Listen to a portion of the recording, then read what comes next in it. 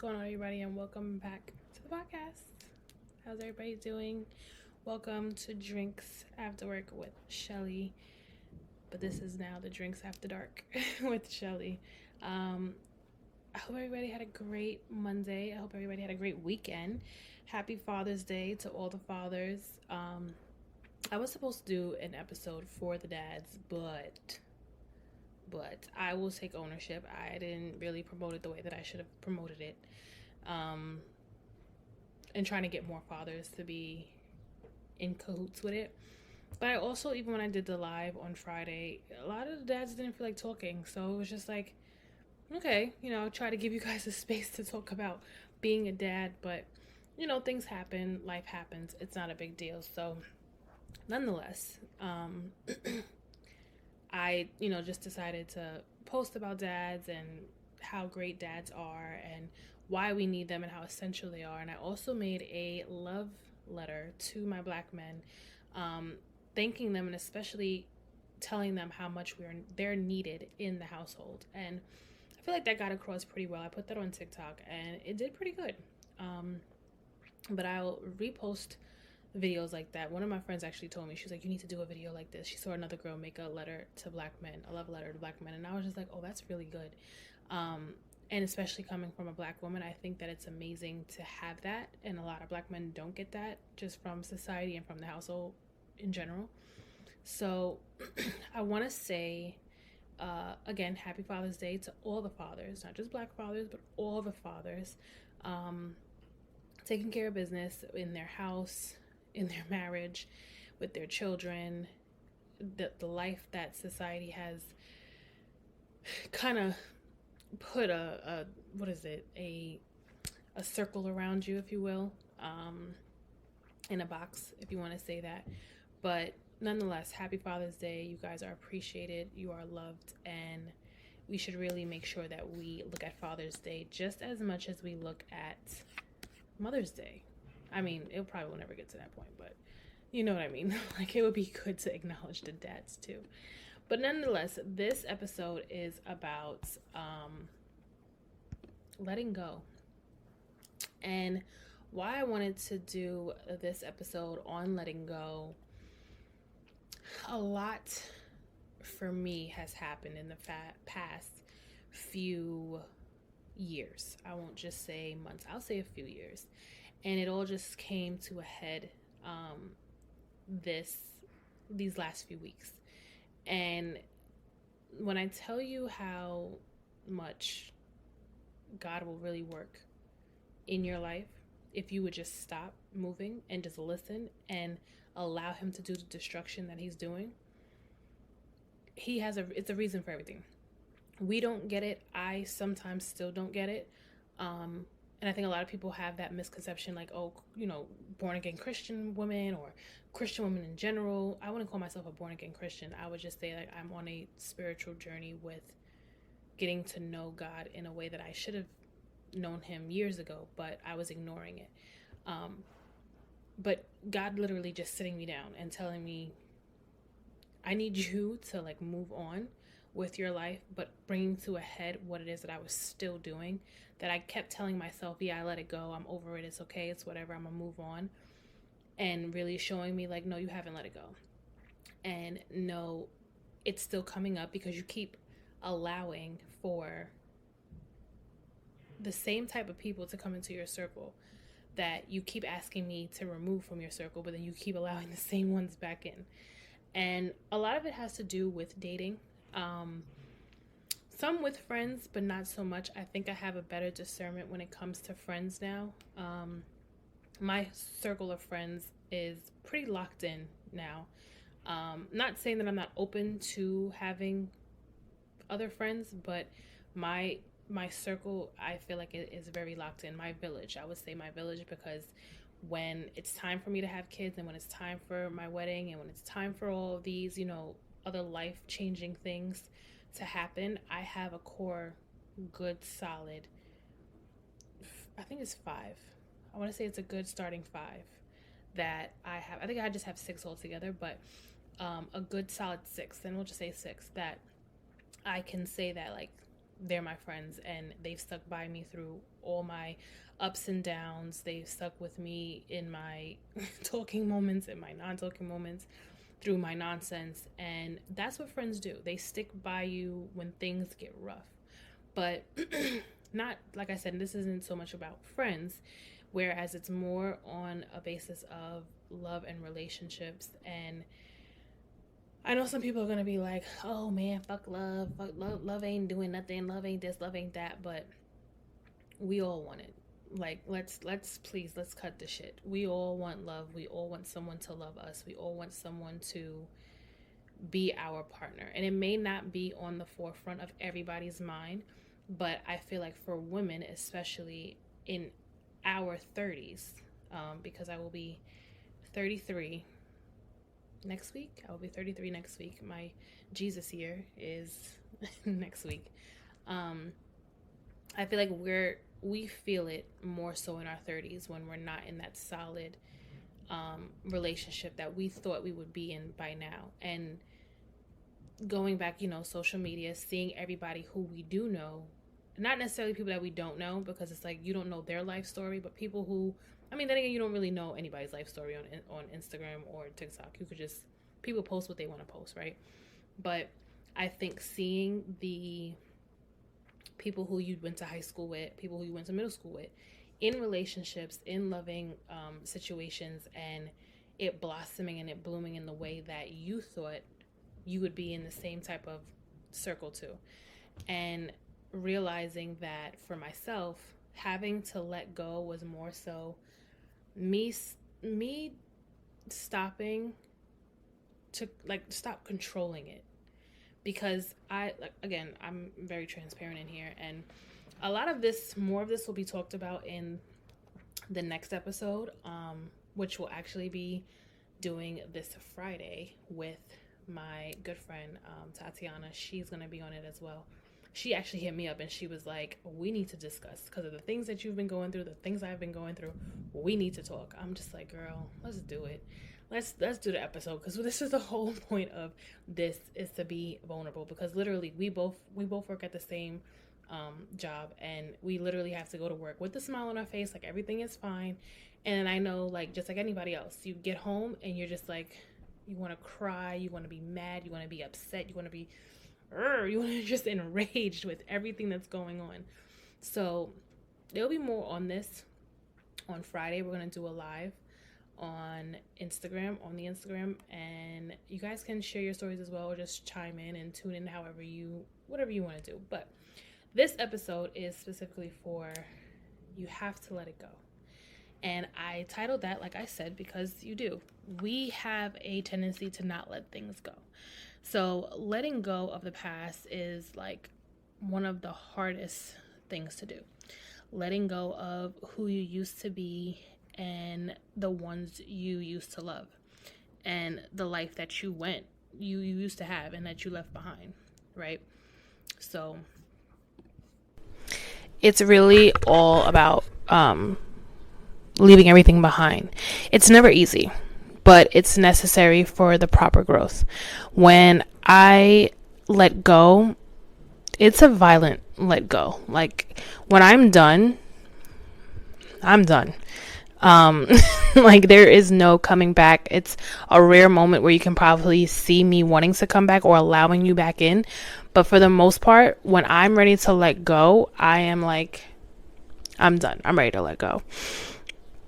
I am the type of person who can have had so much love for you. And again, we're talking about relationships. And I could have cared so much about you, but once we are over, I can walk past you like you don't exist. Like, I can literally give you a head nod. Like, I'll look at you in the face and I'll just be like, what's up? Or I just won't say anything at all. I'll just give you eye contact and I'll just look away, like literally like a stranger. Guys who I used to talk to or date or would see them in person and just, like I said, like I'll give them a what's up. Like, I'll just keep it moving. But, in my mind, it's just like, okay, well, what are we talking about? There's nothing to discuss. I know you, you know me, we know what we had. Just move on. Why are we even trying to talk? some can say that that is a part of me holding on to the past. But that's how you know, for me at least, that I've let you go and that I've moved on from what we had. But what I also had to realize was the difference between letting go and healing.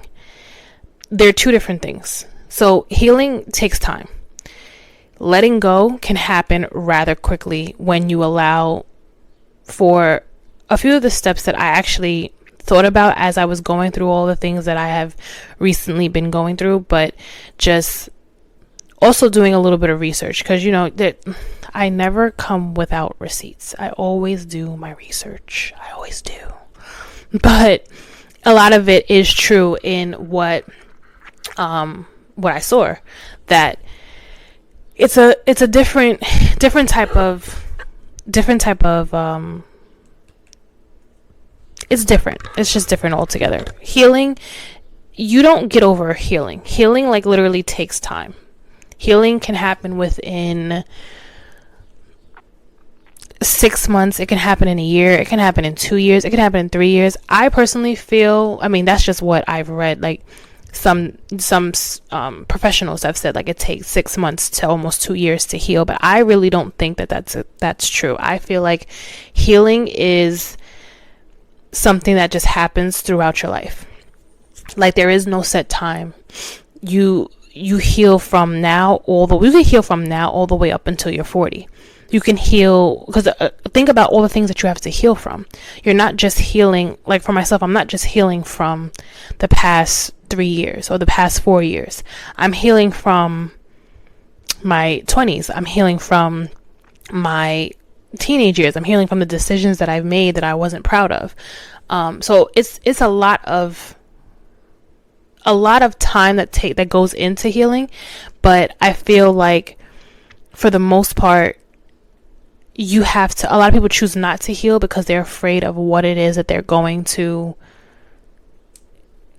find in their healing process, because that's another thing. You have to bring up the past. And a lot of people feel like, well, if they let it go, then it's not that big of a deal. You're healed.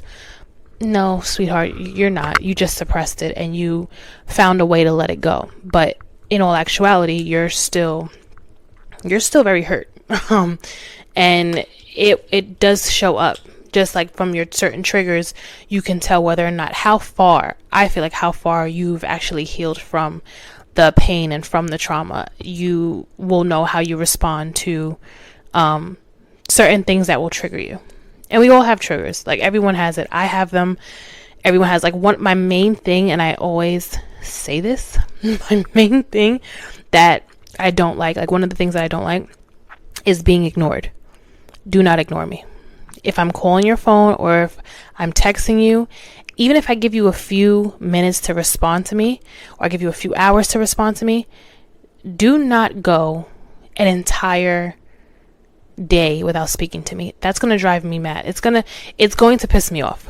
It is. And I feel like that would piss anybody off, because if you're really into somebody, why can't you talk to them, even if it's for like 5 minutes, just to say, hey, how you doing? What's going on? I don't understand. It's weird. It's weird shit, but it's happened. So I feel like with healing, how I respond to that, which I shouldn't have to respond to it at all, but how I respond to it will depend on how much healing in that area that I have to still do or that I have already done. And then you also know that whether or not you've let it go. I also feel like letting go is temporary.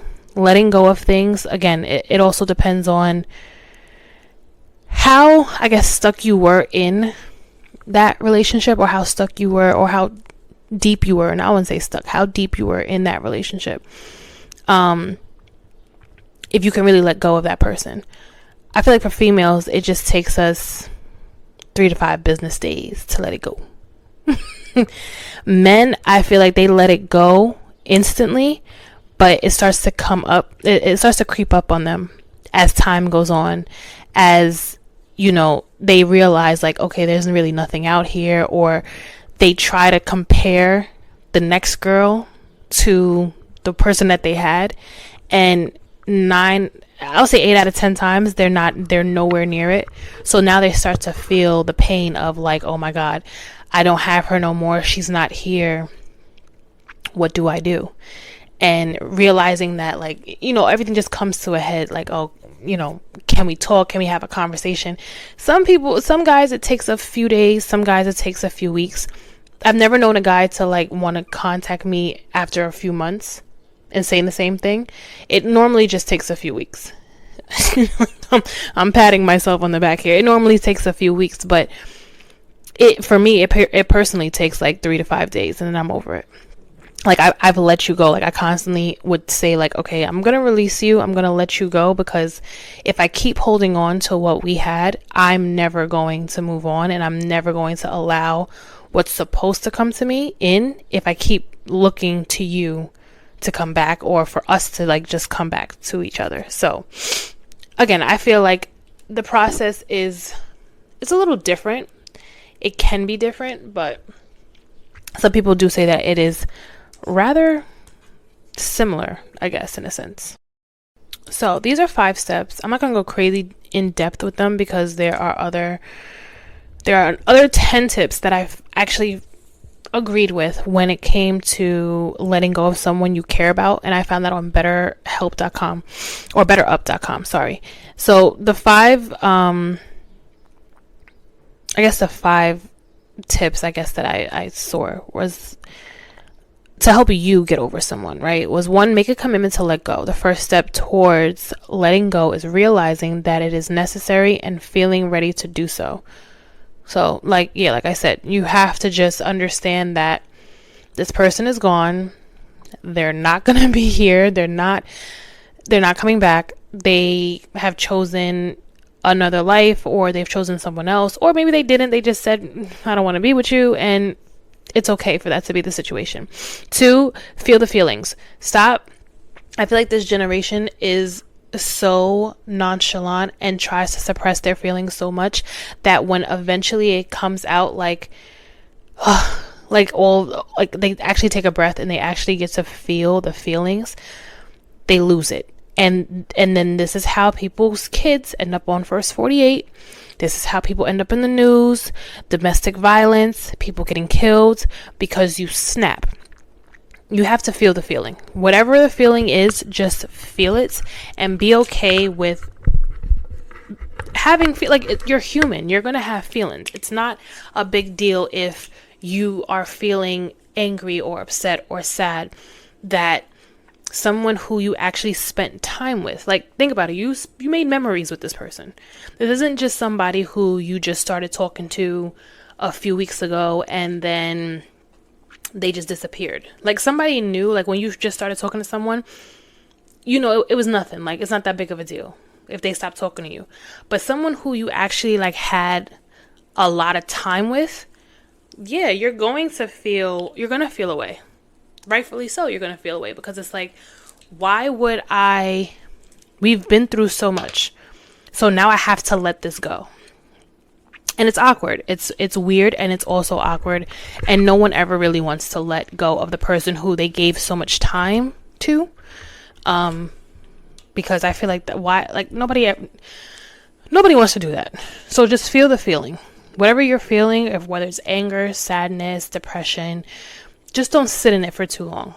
Like, feel it for the moment and then just move on as best as possible. Taking responsibility. That's the 3rd one. You have to take responsibility if there's anything that you didn't do. So I think for me, it was more of me having to take responsibility for the fact that I saw the red signs. I saw the red flags, and I ignored them. I looked at them things like it was pink, knowing that it was a red flag. And I feel like we all do that. I don't think it's just one specific gender that does that. I feel that we all do that just because we see the good in them. And instead of just seeing them for who they are, we tend to just see them we tend to see them for who they could be instead of who they're actually showing us that they are. So I feel like that's just all of us. We all do that. And again, it could be a negative. It could be negative because then your feelings start to get hurt because they're going to keep doing it. Sometimes, and I don't know, because sometimes I feel like even when we take the responsibility of it, it's kind of like, is it really our fault that we saw the goodness in them and that we, have warned them and told them like, hey, what you're doing is bothering me and I need you to stop? Is it mostly our fault that the relationship didn't work, or is it the fault of the person who we're telling that it's bothering me and they're choosing not to change it? I guess I can answer my own question. Yeah, let's never mind. I answered my own question in my head. Forget it. Number 4, practice mindfulness. And number 5, practice self-compassion. I think both of them is just also realizing that it's over, realizing that you made good memories with this person, but now you know what it is you want in your next relationship and what you will put up with and what you won't put up with. Look at every relationship that has failed as just a lesson. And it's hard too. I mean, like I said, for myself, it's hard for me to even think that way, but I do have to think that way because if I don't, I will sit here and be like, just sobbing and constantly be upset at the fact that it didn't work out. And I can't mellow over something that just wasn't meant to be. So those are the 5 things that you can do to get you in, I guess, the motion of letting go. But there are other 10 things that I've read, like I said, on betterup.com, so you can look it up as well, where there are 10 tips found of letting go of someone you care about. And I guess this is something that you do over time. Like, you don't necessarily, there is no time restraint on how or what time you're supposed to let go of a person, but you don't want to mellow over it over months. Like, if you guys broke up in January, there's no reason why, sweetheart, you're still mellowing over it and we're in June. I need you to let it go within a month. Everybody lets go of things differently at a certain time, but I need you, if this is you, it's 6 months into the year, baby love, I need you to let it go. Whoever you are, just let it go, move on. If you guys are meant to be, it will come back. If not, you gotta move on and you just gotta let it go.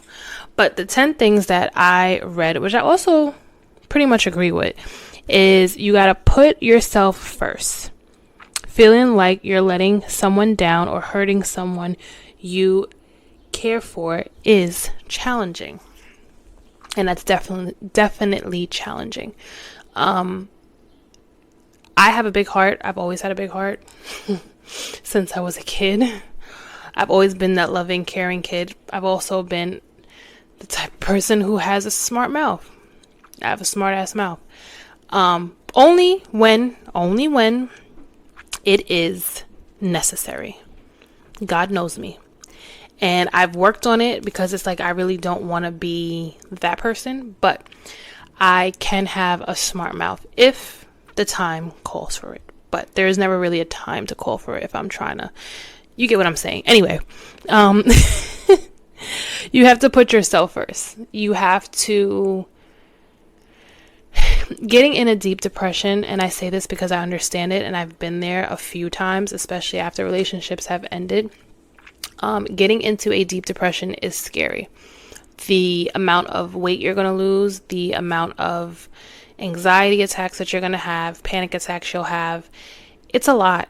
And your body literally goes, it's trauma too. Like, even when people say like cheating isn't that big of a deal, like, oh, just cheating happens. I've heard people say that dumb shit too.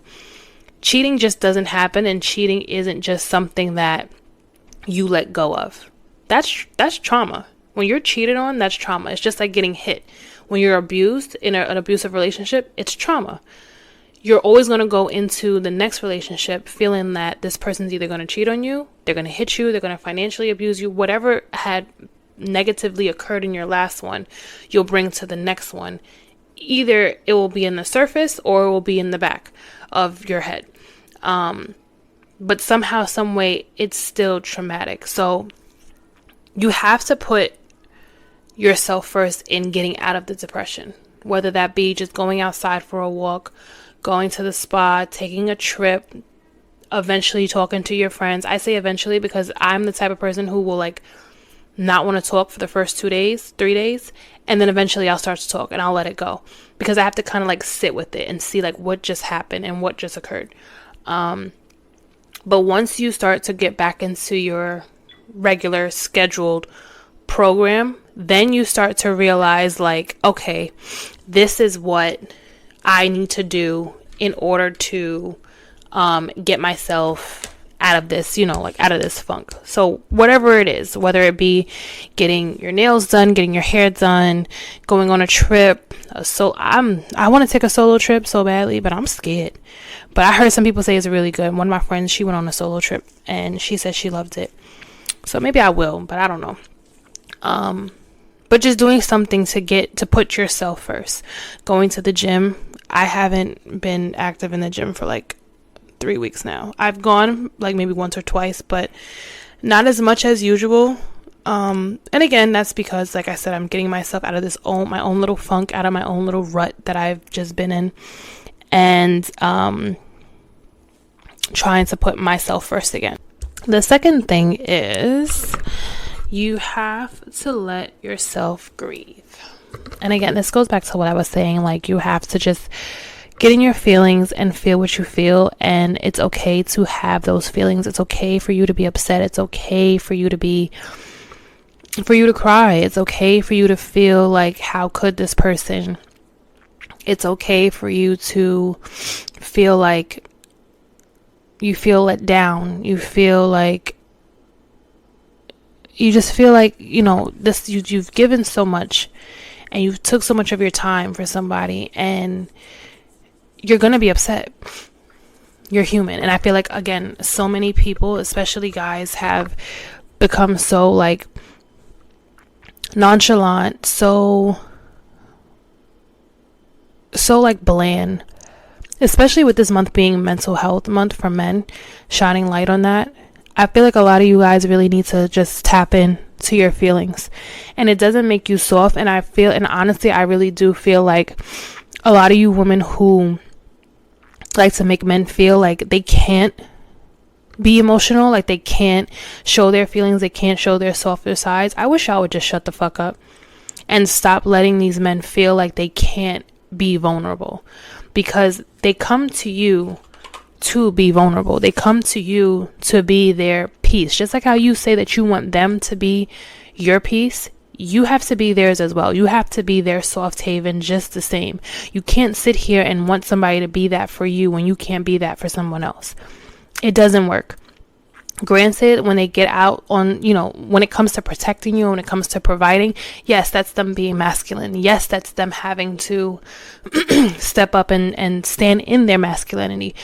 And even when you're outside, doing gentleman things, opening up the door for you, walking in front of you, having you on the inside of the street and not the outside of the street, it all ties in. But at the same time, I feel like a lot of women, and I've heard a lot of women say this, and you can comment in the sections too, in the comments, just write your, like, if you've ever heard this. I've heard women say like, I don't want a man who's soft. I don't want a man who can't show their emotions. I want a thug. I want this. I want that. And then you want to know why men are scared to even just show that side of them, because we want all of them to just be rough head ass motherfuckers, but they can never be that soft side with us. So then who do they become soft with? Who do they become soft with? You get what I'm saying? Like, I feel like every guy wants that. And guys, I hope that y'all comment as well and y'all say something as far as wanting to be soft and wanting to tap into your softer side, because I feel like women need to hear that. Women need to hear that this is something that y'all want. And don't be afraid or shy to say it either, because that's the only way you can get the person who you're looking for. Because it may not be in every woman's DNA to be that soft person for their man. There are some just rough head ass women that are just not like that. But then you have women who are like myself and a lot of my friends who are just like that, where we want you to be soft. We want you to be in your feelings. We want you to know how it is to show your sadness. It's okay. It's only between me and you, boo. We ain't gotta let the world know that you crying. We ain't gotta let the world know that you upset, that you frustrated, you stressed out. It's between me and you.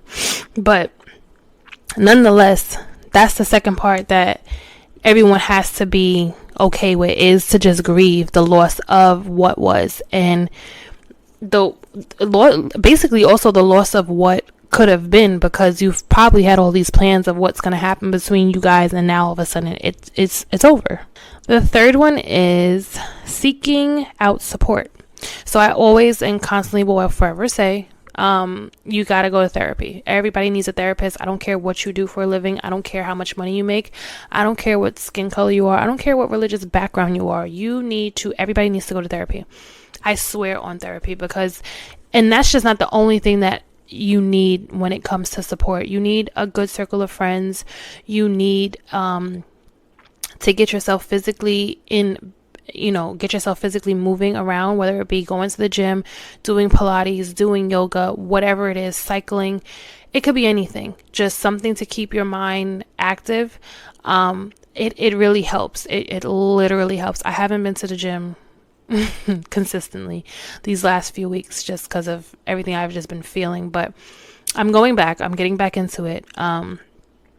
And I told myself, no matter what happens, whatever happens in the future, I will never let myself get to this point again where I just stop working out and I fall into this deep, dark place that I was in that was so scary for a second, because I haven't been there in so long. But coming back into it, it was just like, ooh, I remember how this felt.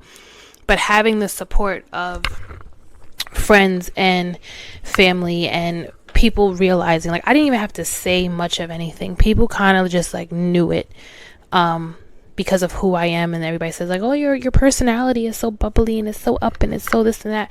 So when I went, I guess MIA, because I took a break off of my personal Instagram, and I really just been on the podcast Instagram and my digital marketing Instagram. People just noticed you're not the same person that I always known you to be, and people started reaching out just off of me just disappearing off of Instagram, and just realizing okay, there's something wrong, because I haven't heard from her. She's not speaking. What's going on? And you want to have a good, like I said, you want to have a core group. You want to have a solid village that will let you know, or will come to you even when you don't have the guts to speak about it. My family, they know me well, give her a minute and then she'll talk about it when she's ready. And it doesn't take me long to talk about it. I just, like I said, I have to process everything and then I can speak on it. But having support, having a therapist, which I'm still looking for. I still have not found a good therapist that I want to work with. I do, like I said, always feel like everybody needs therapy. Everybody needs that professional support, because we all go through things, and having an unbiased opinion about your life and then the current situation that you're in, it literally, it helps. Some people feel oh, it's not going to help me with anything. No, but it really does. And it's not until a few sessions in that it actually helps. But you have to also be honest. You have to be honest in whatever has happened in your life. You have to be honest in, what you're doing or where you're trying to go. It's all an honesty realm. And that's how it will affect you and how it will actually work. And you'll see the results in it. But you have to, that's the number 3, having to have a good support system around. Number 4 is to stay busy. Your mind will wander. I heard my grandmother always used to tell me that a wandering mind is the devil's playground. And it literally is, because you're already going through so much. You're already feeling so much. If you're just sitting there, your mind is just going a mile a minute, 100 miles an hour. and it's just, it won't stop, and you're just thinking and thinking and thinking and thinking, and then you're starting to think negatively, and then you're starting to think about the what if, and then you're starting to put things into the atmosphere that you don't want to go into the atmosphere. You want positivity to come your way, you want healing to come your way, but your mind keeps like reminding you about everything that's going on. So staying busy, which was also very hard for me to do, I really didn't want to stay busy. I was just like, no, I'm good. Like, I would watch movies, or I would sleep, or I would just like not talk to anybody, and I would just be in my own little like cocoon almost. But I had to force myself to even just go outside because I didn't understand like how all of this could just abruptly stop, and how everything could just be mayhem out of nowhere, like literally out of nowhere. So forcing myself to go outside, even if it was, because my area, I don't know, like recently I don't know if it's just everywhere they're having this, but like I noticed there's not so many benches around anymore for you just to sit outside. Like, you have to literally go to a park and to sit outside now. So I would go on my walk, and I would like sit at a park, and sit at, like, I have 3 different parks around here, so I would just sit around my area, and I would just be outside and just talk to God, and then just release the crying, the sobbing, the confusion, the anger. And that was my way of starting to let it go. But I was very much so like, no, I'm good. I don't want to do anything. Like, I don't want to go anywhere. I don't want to go outside. I had I think I probably was like that for 2 days or so. But you have to remind yourself, after you've come out of this whole depressed, dark place, you have to come out of it, and you have to get busy, regardless of whatever it is. You can start writing, you can start drawing, you can sing, you can, whatever it is that you've normally done that has kept you busy, you have to go back into it. And even now, like, me telling myself, like, okay, I'm gonna start the drinks after dark at after the first week of June, that was like on point as to, like, again, I didn't know any of this was all going to happen, but it was just like, it happened at the right time, because I'm now able to just focus on what it is that I wanted to focus on, but also what I feel like God has called me to keep doing. Like, this is what I told you, he kept putting it in my mind, like, you need to do this. So just to keeping myself busy, basically, overall. And it being my birthday month, that also definitely helped as well to keep myself going. Now, this next one it's kind of hard. It's challenging for everybody to do. For me, I feel like I can forgive someone after I have forgiven myself, and literally telling myself, like, I'm sorry that I put you through this. I'm sorry that I didn't see the signs beforehand, and then I put you in this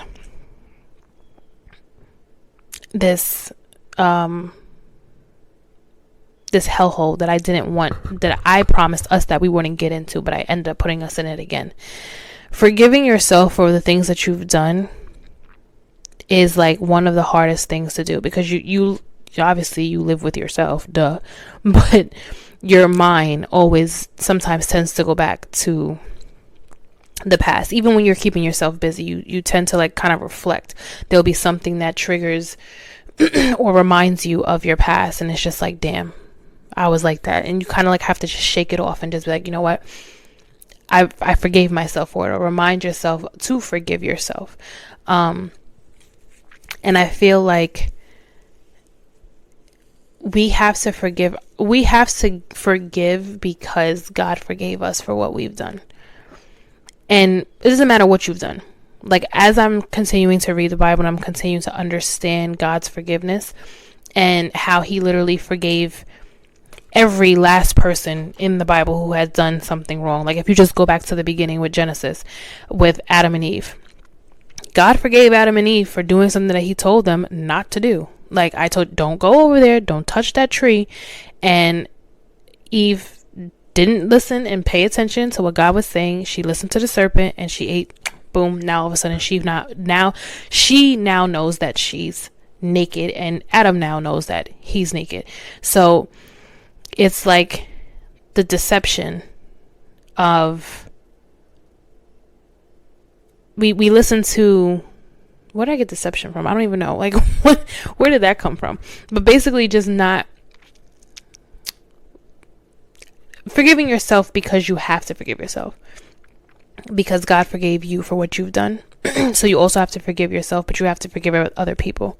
And it's not like you have to have a whole ritual, a whole like ceremony to forgive this person. It can literally just be you saying it out loud. Not in public. Let's not doing it in public in front of a bunch of people, but in the privacy of your own home or in your car or just in your prayers. Basically just saying, so and so, I forgive you for what you've done to me. I may never get an apology from you. I may never hear I'm sorry come out of your mouth, but I'm sorry for I'm forgiving you for what you are not sorry for, and releasing it and letting it go. Because once you forgive that person for what they've done to you, you're able to move on. And it's for you. It's really not for them. It's really for you to move on and for you to let go and for you to just continue to pursue your life and how you see it going. It's hard. Like I said, it's very hard to do. But again, you have to also remember, if God can forgive you for the nonsense and the shit that you don't put up with, I shouldn't be saying shit as I'm talking about God, right? Right. As if God can forgive you for the things that you've done, all the things that he told you not to do, that you continue to do, or that you are doing now, there's no reason why you can't forgive somebody else for doing you the way that they've done for you. Oh, but Shell, you don't understand. I put all this time, I put all this effort into this person, and I had to trust for this person. Girl, I know. My boy, I know. I understand. I've been there. I currently just got there. Like, I understand it. I get it. But I can't move on with my life if I continue to hold on to what this person did. They'll never experience anybody like me again. I know that much. But I have to move on, because the next person who I do experience, they are going to be, one, so happy that they finally found the person for them. Two, they'll have a better version of myself, because now I know what I want and what I don't want, and I'll stand on it way more firmly than I did in that relationship. So it's the hardest thing, like I said, to do, but you have to forgive yourself for putting up with things that you knew wasn't right, but you saw the good in them and you saw the possibility of what you guys could have been. Number 6 is learning from your mistakes.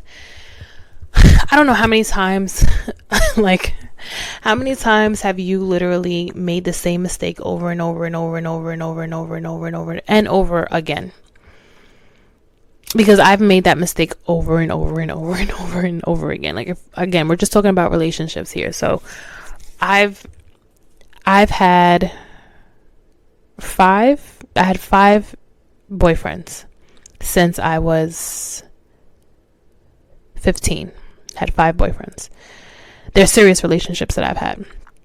And in each relationship, I've learned something about myself, but I've also learned something about dating. And granted, the first one, I guess you can say, was puppy love, because, what did we really know at 15, 16? Like, what did we really know? We didn't know much of nothing. But that was my first time being cheated on. Was my first love, my first everything was my first time being cheated on. And that pain sat with me, because it happened I didn't have it in my second relationship. It happened in my third, my fourth, and my last one. It happened in those 3. And I constantly had to ask myself, like, is it something that I'm doing? Am I doing something wrong? Like, what the hell? Like, why do I keep getting cheated on? And I had to realize it was nothing that I was specifically doing. It was them. They were unhappy with themselves. They wanted multiple women. Because it wasn't like they did it with one person. They did it with multiple people. And it wasn't like I was the first one that they did it with. They did it with other women also. So, or other relationships that they were in. So I had to literally tap into what it is that I was attracting. I also had to realize recently, after my last relationship, that those, I would really just say I counted the last three. The last three is the ones that I really counted, because all three of them, even the guys that I was just dating, that I wasn't in a relationship with, but the guys that I just, went on a few dates with or talked to here and there, like I guess the talking stage, they all ended up being the same. Yeah, they all had different type of jobs. They all had different type of backgrounds. They were not all from the same area. They were not all from, well, not necessarily from the same area, but they all had different backgrounds, basically. They all did something different with their life. I had to realize there was one particular thing about them that stood out that I wasn't paying attention to, that now I see like, oh, shit. That's what it was. Like, you attract who you attract. You're attracted to who you're attracted to. But nonetheless, when you put your foot down into things that you don't want anymore, the options get way more narrow.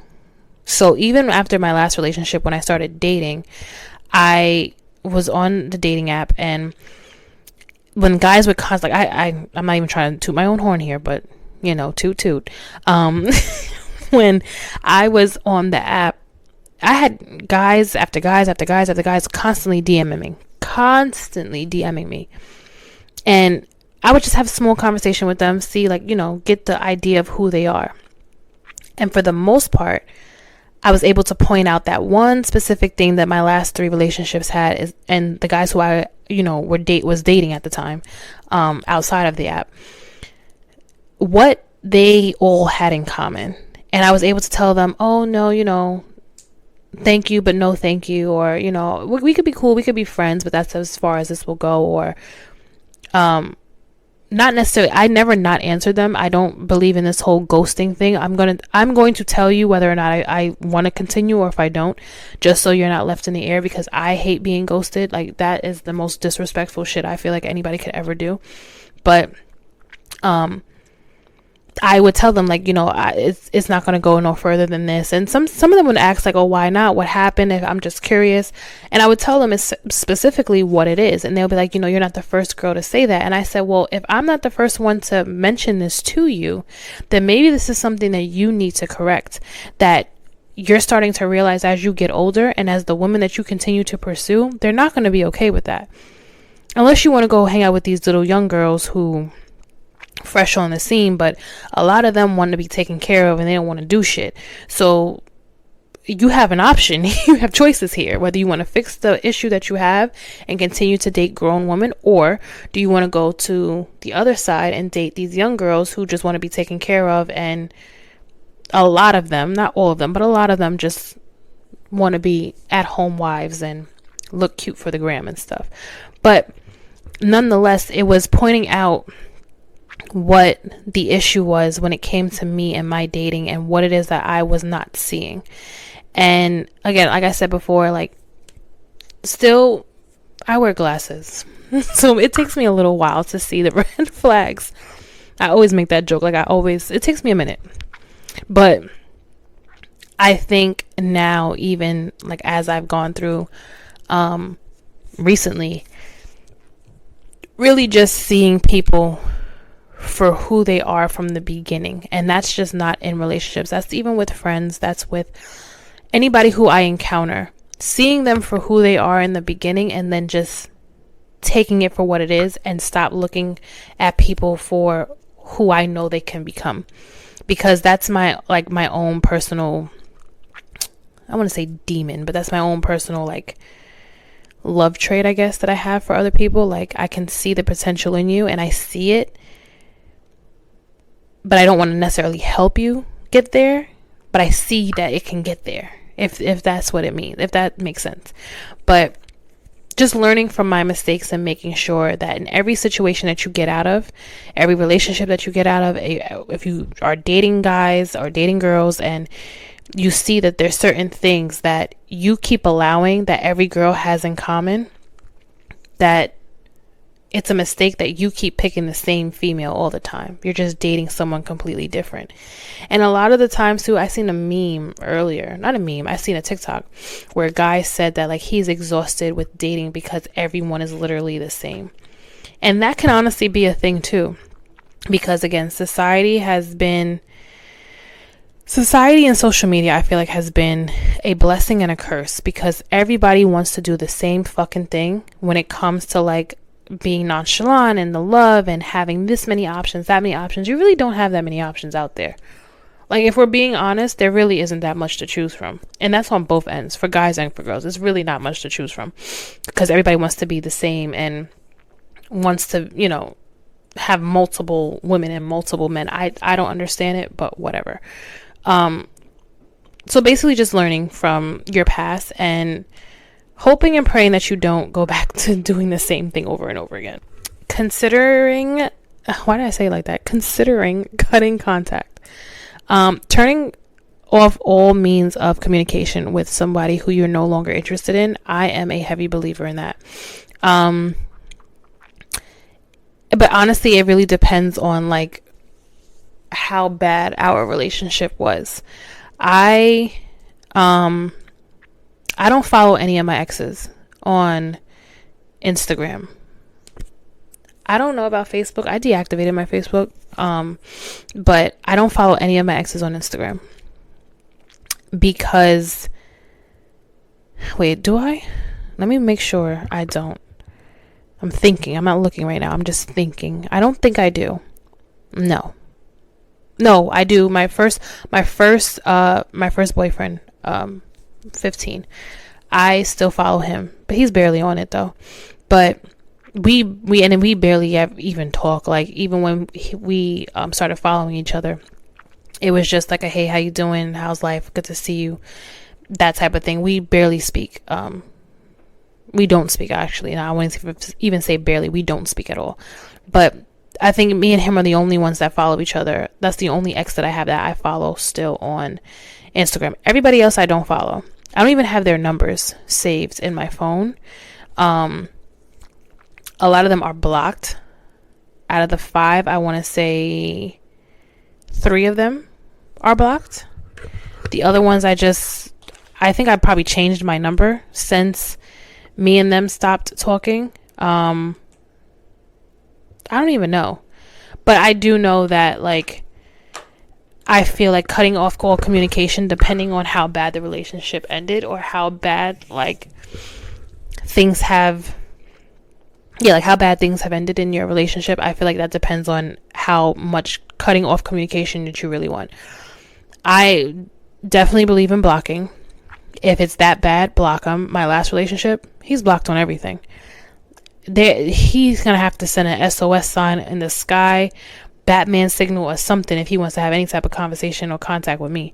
But like I said, it's also depending on how bad the breakup was or how bad the situation ended where you want to unfollow people. I've even unfollowed people who I was dating that I was just like, yeah, no, you're weird. And I'm just going to unfollow you because what type of nonsense are you on?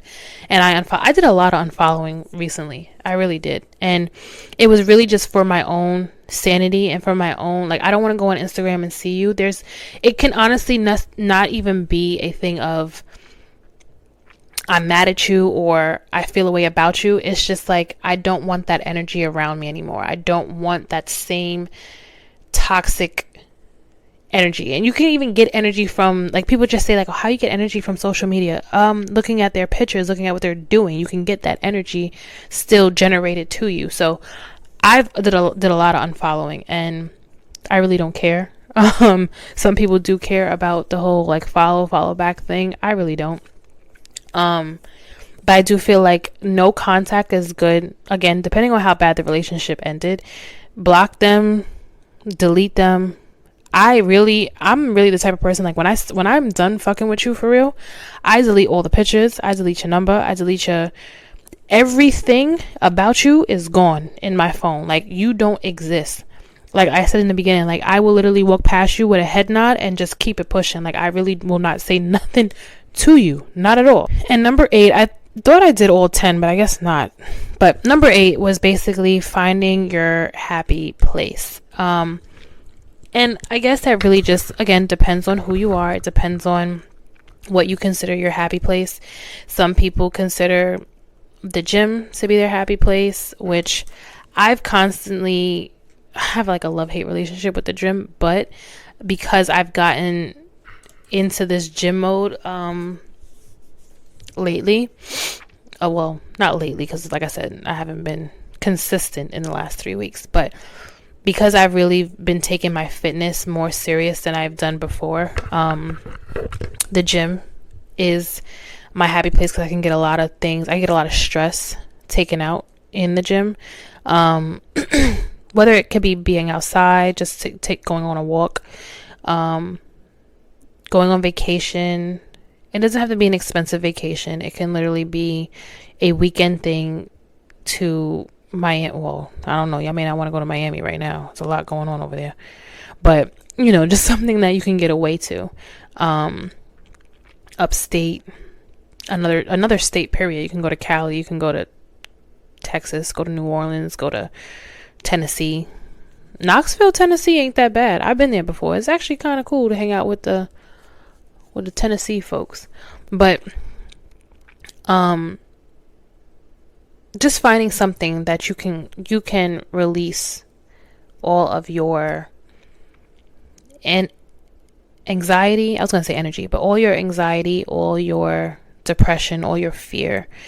It's good to find and have a solid place where you can actually do that. And I feel like if you don't know where your happy place is, you have to search within yourself as to what it is you like to do. Because some people may not be fitness gurus. They don't like to go to the gym. They don't like to sweat. Okay, that's fine. Some people say yoga. Some people say Pilates. Some people say going to a pottery class. People, listen, don't sleep on pottery. Because pottery is very soothing when you have to like mold all that clay into like a nice fixture. And you can bring that sucker home and it look really nice. You could paint it. Don't sleep on pottery. But I mean, just anything really that can help you get to the place that you're trying to get to in your happy zone. I feel like everybody just needs to dig into that and find out what it is that they find peace in, that they find happiness in. It could be church. It can honestly be you just reading the Bible. You can even do that. And if that brings you happiness, if that brings you solace, then that's your happy place. The other two, I'm not really sure as to what they are, but you guys can go on betterhelp.com. And I would keep saying BetterHelp, betterup.com. BetterHelp is the therapy website. BetterUp.com was actually where I found a lot of these great suggestions that, helped me, but also can help you let go and move on and just let the past be the past. And again, it doesn't necessarily mean that you're going to let it, not that you're not going to let it go, but it doesn't necessarily mean that the feelings are gone and the emotions are gone. It takes you however long it takes you, but you just don't want to be stuck in that headspace of feeling bad or feeling like, you can't breathe without this person or you can't function without this person. You don't want to have that feeling over your head. It's very, you don't want that. You just have to feel the feelings that you feel, understand that it's real. It's nothing wrong with you having those feelings, and to move forward and to know that you're not alone. There are a bunch of us going through it right now. I swear I was on TikTok and I stopped liking, because the algorithm does that where they pop everything that you like, the algorithm then puts into on your screen. So I stopped liking certain things after a while, and I just kept scrolling, and it just kept coming up how many people were recently going through all of this heartbreak, this confusion, this irritability, the frustration. Friends that I know going through the same thing, literally going through the same exact thing. So I don't know, it's a transition that's going on in the universe. God is really showing up and showing out and telling everybody, hello, hi, you're putting everything in front of me and I don't like it. And really just getting people to move on with their life and just helping us little at a time to let go of what's going on. I feel like that's what the universe is trying to get us to do, and I feel like that's what God is trying to do. I mean, it cannot be that all of us are going through the same thing at the same time. It cannot be that I've never have had so many people that I know personally go through the same exact thing and we're all going through it at the exact same time. I've never in my life. But I don't know. Maybe it's just the way the world is right now. Who knows? But nonetheless, guys, I thank you guys for listening. I hope you guys have an amazing night. I hope you guys have a great day tomorrow. Whatever happened today, leave it in today. See, letting go, right? See? And leave it in today. Don't bring it into tomorrow. I love you guys. Thank you guys for listening. Later.